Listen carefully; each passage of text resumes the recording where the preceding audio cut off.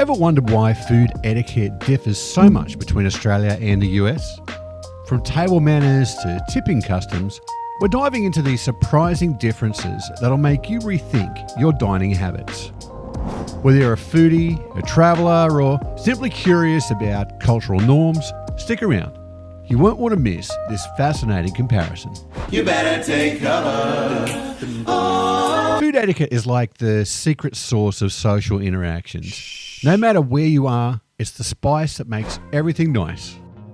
It's wild how different cultures tackle mealtime.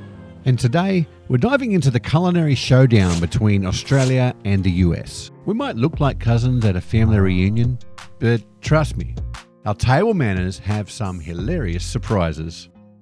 One of the biggest points of difference I find is when eating with a knife and fork.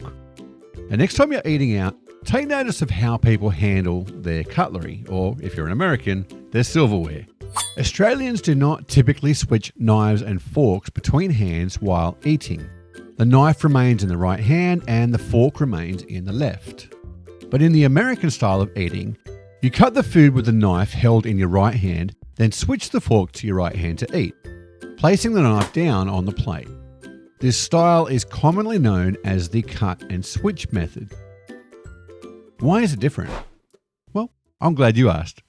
Europe originally ate the same way that the US does today. However, back in the 1850s, it became a trend to eat with the fork in the left hand. A French etiquette book even stated, If you wish to eat in the latest mode favored by fashionable people, you will not change your fork to your right hand after you have cut your meat, but raise it to your mouth in your left hand. An old 19th century book called the White House Cookbook also stated, Never use a knife and fork at the same time unless it is to cut foodstuffs that do not lend themselves to partition with a fork. and the reason for that was given To enable us to distinguish ourselves from Europeans. time limits in restaurants. Now picture this, you're all set for a catch up with some of your mates, you pick a date and a venue and off you go. That's generally where the similarities between dining out in Australia and America take a nosedive. In the US, eating out feels somewhat like a race against the clock. How quick can I take your order? How quick can I get the food to you? And then, how quickly can I clear the table and deliver your check?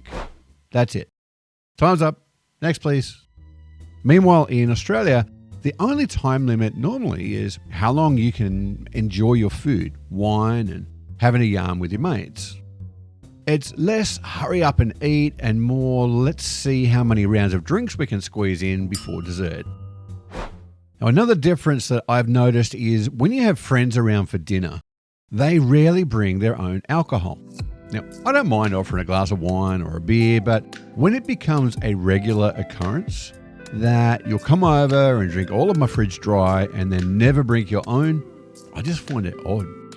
Now, maybe we have more of a drinking culture back home.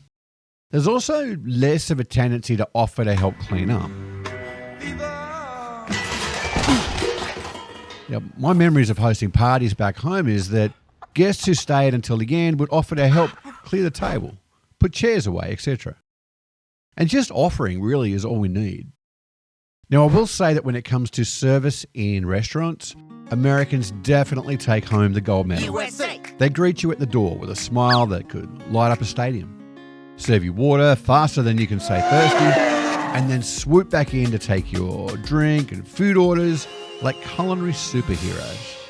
It's practically unheard of to be left parched. And let's not forget the glorious gift of unlimited soda refills. That's something that no doubt shocks American visitors down under when they see on the bill that they are charged for every single soda. Now, sometimes in Australia, these details can often be overlooked. It's not uncommon to wait ages for a menu, It's been drinks, 84 or years. even water. But part of that is also cultural.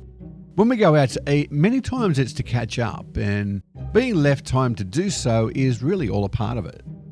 This approach cranks up the happiness levels for diners.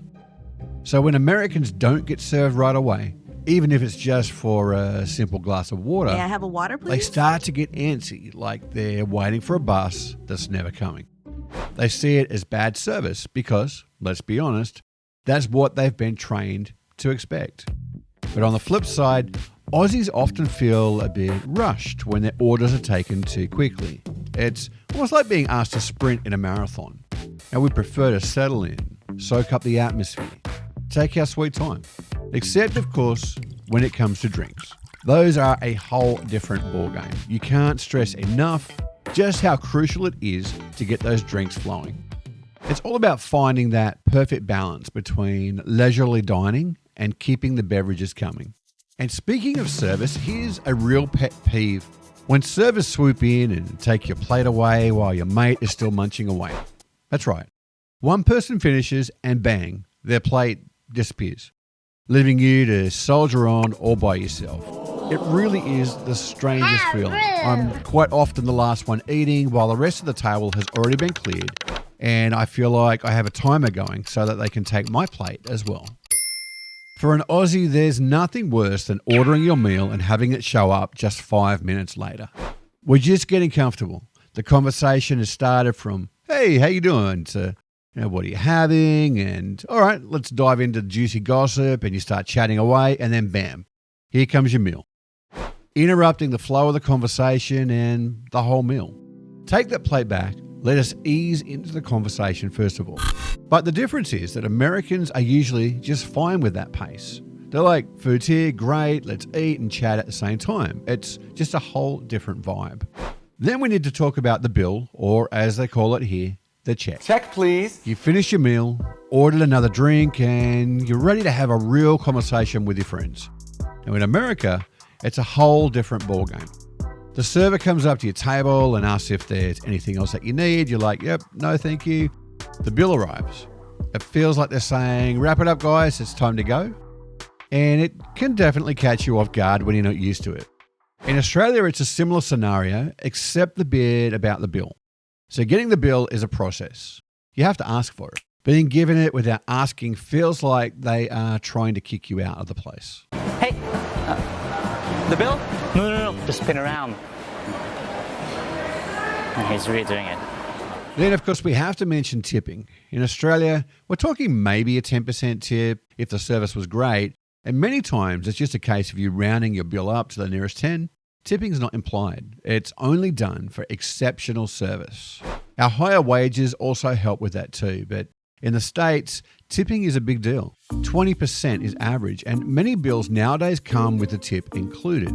So watch out for that one, or you may be tipping twice. Then we move on to lingering, a very important step for Aussies when you're eating out. You're too full for dessert, but that's not to say that in 10 minutes' time you won't be. Depends upon how the company's going, how the wine's going down. The most important thing is the end of the meal is not the cue to go home like it is for Americans. In the States, even if the bill doesn't come straight away, service stops. The server is nowhere to be seen, and you're not asked if you want or you need anything more. It's kind of like the server just disappears, goes on a break, maybe they even go home, who knows. Like everything in life, the lines are definitely blurring. In many Australian restaurants nowadays, it's becoming harder to linger for 3 or more hours over dinner. With multiple sittings become crucial for a restaurant's success, it's a balancing act between creating a relaxed dining experience and keeping the tables turning to maximise those profits. It's amazing how something as simple as how we eat or how we hold a knife and fork can reflect our values and social norms. Hooroo, mateys.